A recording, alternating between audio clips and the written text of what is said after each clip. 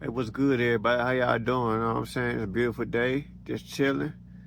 But I just seen some it's going on with Jimmy Kimmel. Let's see what's going on with him. Just check it out, dog. Comment, you know what I'm saying? Like, subscribe, dog. And let's get to it, bro. Yeah. When you need me, I'll be there for you.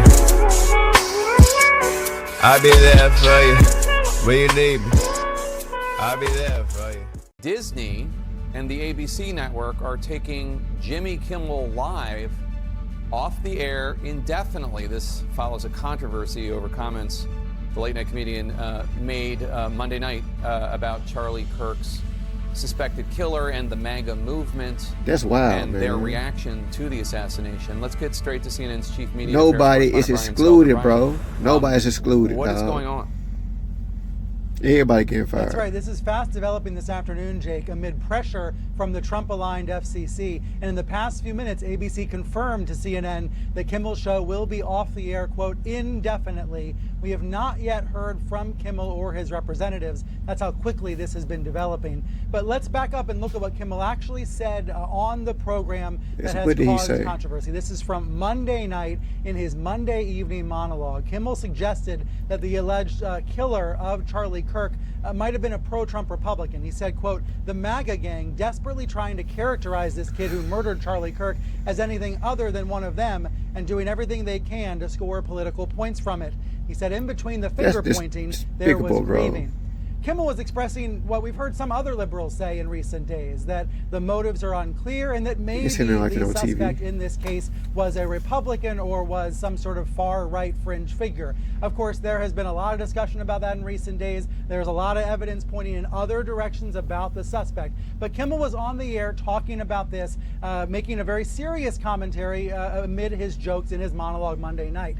Here's where it became interesting earlier today. Stick with your jokes, bro. FCC chairman Brendan Carr went on a far-right webcast and condemned Kimmel and urged ABC to suspend him. He also talked about possible regulatory punishments of Disney because there are lots of different stations that have licenses with the FCC.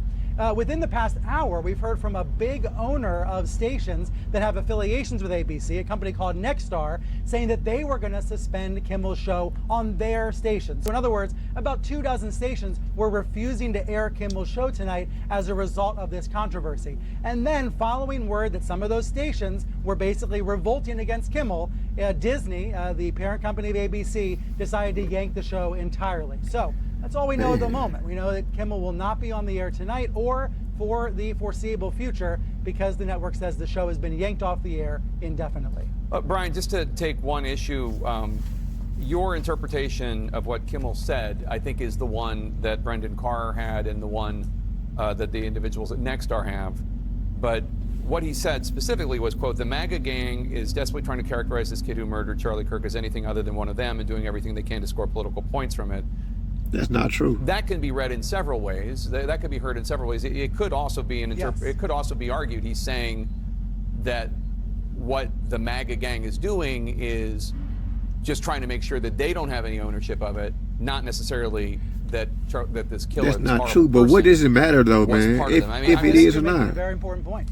Yeah. Why bring it up in his show, man? Further, this was all on Monday night. Nobody seemed to notice this yesterday, Jake. This all erupted in the past few hours when the Trump-aligned FCC chairman decided to point at it. Now, I've heard from him in the past few minutes, Brendan Carr, thanking Nexstar for doing the right thing by yanking the show. He has not yet commented on ABC yanking the show altogether across the entire country. But let's remember that when Stephen Colbert's show was canceled over the summer, what did President Trump say? He said, next up will be an even less talented Jimmy Kimmel. It is clear that pro-Trump allies have been trying to target ABC over Kimmel for several weeks now, and tonight they've prevailed.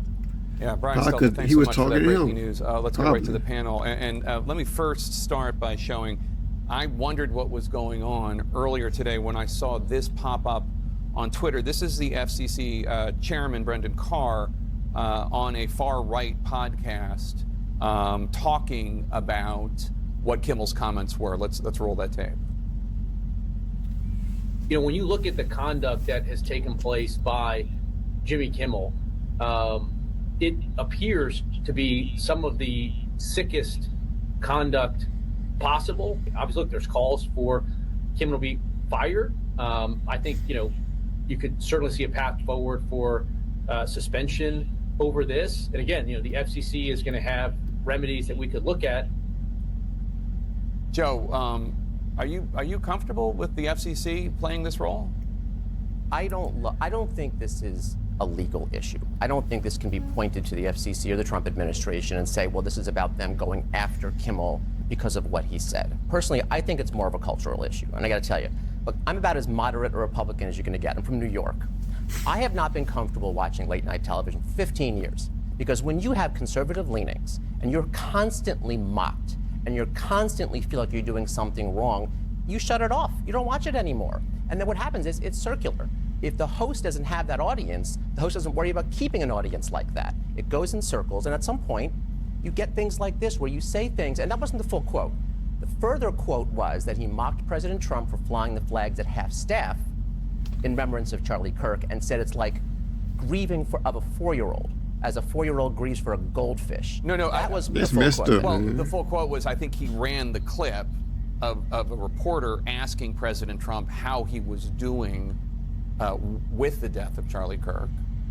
And President Trump said, I think I'm doing okay. And then he proceeded to talk about the ballroom that was being built on the White House grounds. I think that was the full context. Again, I didn't say any of this. I'm just trying to present as accurate a picture of what did happen. Ellie, this is the FCC commissioner. Right. I don't think we have seen an FCC commissioner this aggressive in our lifetimes. What do you think of it all? So, to the point of whether there's a legal element here, I think Joe's right. Like, the First Amendment says Congress shall make no law, which means you can only enforce the First Amendment against the government. So, can Jimmy Kimmel sue? No, he can't sue ABC for making a decision to remove him. That's a private entity. But what Donald Trump is doing repeatedly is he's expanding his executive power in two ways. One, I would say, is precedented. That's the traditional stuff. I have more authority to hire and fire executive branch officials. I don't have to respond to Congress, that kind of thing. He's fighting that out in the court. We've seen that before. What's unprecedented, however, is the way Donald Trump is using official power from the FCC on to go after universities, law firms, and media companies that he disagrees with on policy or on politics. That is new. We've not seen that from any president before. Because they're targeting him. This is actually cancel culture. I mean, that's what this is. The chairman of the Federal Communications Commission, Brent Carr, added on Benny Johnson's podcast that the broadcasters, including ABC, have a license granted by us at the FCC, and that comes with it an obligation to operate in the public interest. Elsewhere in the interview, Carr attacked Kimmel as talentless and suggested the late-night comedian's comments displayed some sort of, quote, desperate irrelevance. Is that what we want the FCC chairman to be doing? It's a very slippery slope, and there's a pattern. We keep talking about it like it's not happening, and it just keeps happening over and over and over again with folks he disagrees with. I'm a Democrat. I'll say what happened to Charlie Kirk is disgusting. We should have a court. If he did it, he should be prosecuted to every extent of the law. We shouldn't have to say that. That's just common sense. But we also should say the First Amendment matters to everybody, whether they agree or they disagree. And I just think that what we're going through right now is unprecedented. It's unseemly. And I think that it's really getting out of hand because it's just happening more and more and more with folks who disagree. I disagree with him. We do have the clip that Jimmy Kimmel said Monday night. Let's obviously, this is not the entire 8 or 9 minute monologue. This is just one clip of it, but this is what he said. We hit some new lows over the weekend with the MAGA gang desperately trying to characterize this kid who murdered Charlie Kirk as anything other than one of them and doing everything they can to score political points from it.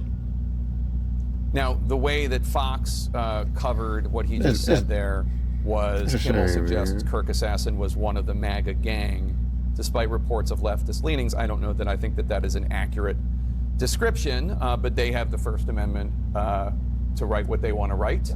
The job of the FCC is not to regulate and police content. It's not, do we like this? Does this make us comfortable or uncomfortable? I don't like anything about what Jimmy Kimmel said, frankly. I agree with Joe. I find his comments reprehensible, but it's not the FCC's job to say, do we like this or do we not? And the FCC, of course, is a government actor. And I'm thinking sort of off the top of my head here, but if ABC wanted to fight this, clearly they don't because they've made the decision to dispatch or suspend Jimmy Kimmel. If they wanted to fight this, they might have a basis to go into court the same way that law firms have gone into court, and Harvard, among other universities, have gone into court and said, this is an overextension of government power, of executive power. This violates the First Amendment. And again, they can bring that because the FCC is a government actor, but Jimmy Kimmel cannot do anything against ABC because they're private. One other thing that the FCC Commissioner Brendan Carr did in that interview with Benny Johnson, who, by the way, has said plenty of things that a lot of people find objectionable, is he suggested actually the exact course of action that happened. He said what could happen is local affiliates could complain to ABC about the content, and then those local affiliates could say they're going to refuse to air Jimmy Kimmel Live. And that's actually what happened. Nexstar, which owns a bunch of ABC affiliates, they were the first ones to say in a statement, and Variety broke this news, we're going to preempt the show. Is there any coming back from this, do you think? Well, I don't think ABC is canceling him because they're afraid of the FCC. I think they're afraid that they're going to lose whatever audience he has left because that's such an offensive thing he said.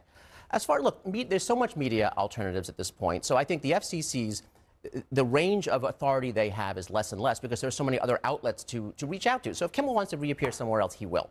I think the point is, though, that, again, when you alienate a part of the population who at some point just stops watching, then you have no incentive to keep whatever left of that audience there is. And then, you know, it just kind of goes down the drain.